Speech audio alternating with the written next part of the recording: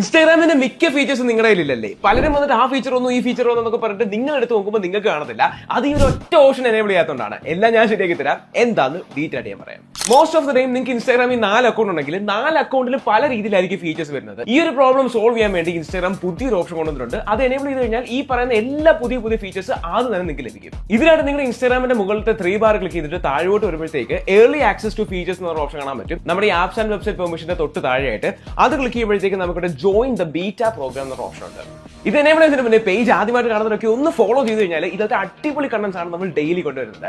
So just നിങ്ങൾ ഇത് enable ചെയ്യുക. ഇത് എനേബിൾ ചെയ്ത് കഴിഞ്ഞാൽ ഇതുപോലെ ലോഡ് ആയിട്ട് നിങ്ങൾ ബീറ്റ പ്രോഗ്രാമിലേക്ക് ജോയിൻ ആവും. ഇനി ഈ ബീറ്റ പ്രോഗ്രാം എന്താണെന്ന് നിങ്ങൾക്ക് അറിയത്തില്ലെങ്കിൽ ഈ ഇൻസ്റ്റാഗ്രാം ആയിക്കോട്ടെ അല്ലെങ്കിൽ ഏതെങ്കിലും ഒരു സോഫ്റ്റ്വെയറോ ആപ്ലിക്കേഷനോ ആയിക്കോട്ടെ ആദ്യം കൊണ്ടുവരുന്ന ഫീച്ചേഴ്സ് ആദ്യം ടെസ്റ്റ് ചെയ്തത് ഈ ഒരു ബീറ്റ യൂസേഴ്സിനായിരിക്കും. അതുകൊണ്ട് തന്നെ ഏതൊരു ഫീച്ചർ വന്നാലും ആദ്യം തന്നെ നിങ്ങൾക്ക് കിട്ടും.